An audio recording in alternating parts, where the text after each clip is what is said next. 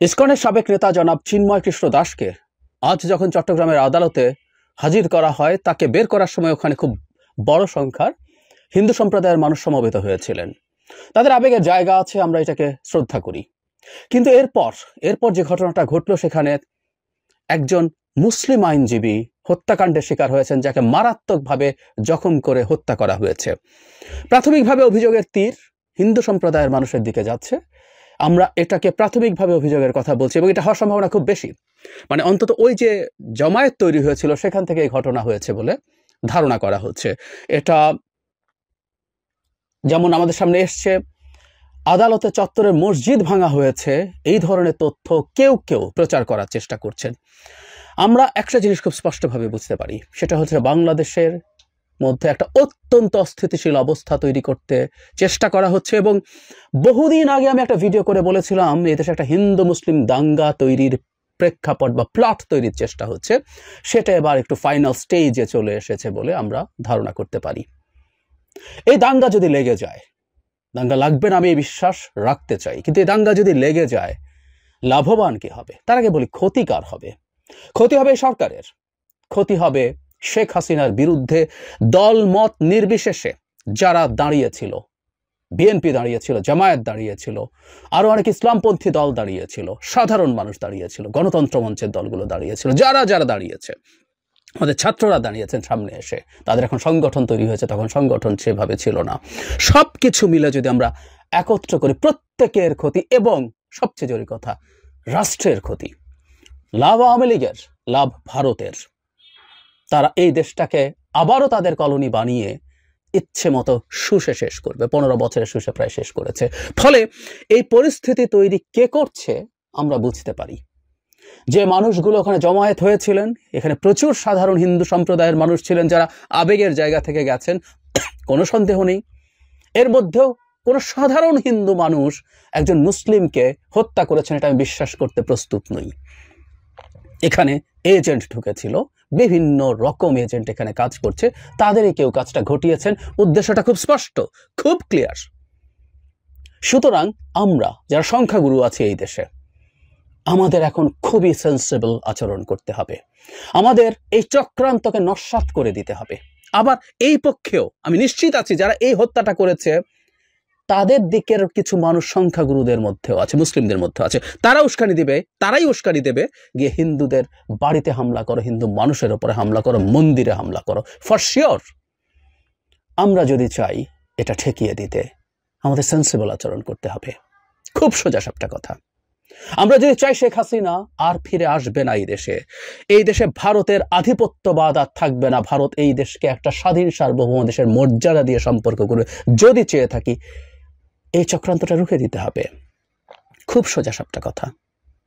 আমরা খুব বড় আশঙ্কা দেখতে পাচ্ছি। এই মুহূর্তে আমাদের মুসলিম ভাই বোনদের উচিত হিন্দু ভাই বোনদের সাথে দাঁড়িয়ে যাওয়া, পাশে দাঁড়িয়ে যাওয়া, তাদের জীবনের নিরাপত্তা নিশ্চিত করা। এবং হিন্দু ভাই বোনদেরকেও বলছি, কোনো রকম উস্কানির ফাঁদে যেন তারাও পা না দেন। তাদেরকে সব সময় মনে রাখা উচিত হবে, এই রাষ্ট্রে তাদের নিরাপত্তা নিশ্চিত করবে এই রাষ্ট্রের সরকার, এই রাষ্ট্রের তাদের সহনাগরিকরা, তাদের ভাই বোনরা, মুসলিম ভাই বোনরা, অন্য ধর্মের ভাই বোনরা। ভারতের দিক থেকে যত কিছু না হয়, এবং আমি আগেও বলেছি, তারা যেন এই প্রত্যাশা না করেন ভারতে সেখানে কিছু করবে। এটা কিন্তু সংঘাতের পরিস্থিতি আরো বাড়িয়ে দেবে। আমাদের দুটো সম্প্রদায়ের মানুষই যেন সংযত হই, সতর্ক হই। আমাদের এটা ঠেকিয়ে দিতে হবে। এবং এটা চট্টগ্রামে যদি কোনো এসকালেট করে, চট্টগ্রামের চেষ্টা কিন্তু দীর্ঘদিন থেকে হচ্ছে। আমাদের মনে আছে একজন মুসলিম ব্যবসায়ীর দোকানে হামলা করা হয়েছিল। আবারও বলছে, এগুলো কেউ সাধারণ হিন্দু সম্প্রদায়ের মানুষ নন, এরা সব এজেন্ট। ওখানে সেটাকে কন্ট্রোল করতে আসা আইন শৃঙ্খলা রক্ষাকারী বাহিনীর গায়ে অ্যাসিড নিক্ষেপ করা হয়েছিল, যাতে সেনাবাহিনীর সদস্য সহ 7-8 জন আইন শৃঙ্খলা রক্ষাকারী বাহিনীর সদস্য আহতও হয়েছিলেন। খুব স্পষ্ট কি করতে চাওয়া হয়েছে, সেটা সেই যাত্রা যেহেতু ব্যর্থ হয়েছে, এই যাত্রা এটাকে সফল করার চেষ্টা হচ্ছে। এবং এটা চিটাগাঙে না হলে আর কোথাও না কোথাও সেই চেষ্টা কিন্তু হবেই, নিশ্চিত থাকতে পারি আমরা। এবং আমাদের উচিত হবে যাবতীয় চক্রান্ত ব্যর্থ করে দেয়া। আমাদের শেখ হাসিনা চলে যাওয়ার পর সাম্প্রতিক সময় নানা ইস্যুতে আমাদের মধ্যে এক ধরনের বিভক্তি দেখা যাচ্ছিল। আমরা প্রত্যেকটা দলমত, ধর্ম নির্বিশেষে মানুষ যারা এই দেশকে ওন করি তারা যেন একসাথে থাকি। জনাব চিন্ময়ের বিরুদ্ধে, তার বক্তব্যের বিরুদ্ধে আমার অনেক অভিযোগ আছে। আমি তার বক্তব্য সাম্প্রতিক সময়ে অনেক অ্যাগ্রেসিভ দেখেছি, সরকারের কাছে হয়তো আরও বেশি তথ্য আছে, কিন্তু তিনি রংপুরে একটা কথা বলেছিলেন, সেটাকে আমি তখনও প্রশংসা করেছি যখন আজ সকালে ভিডিও দিয়েছি সেখানে।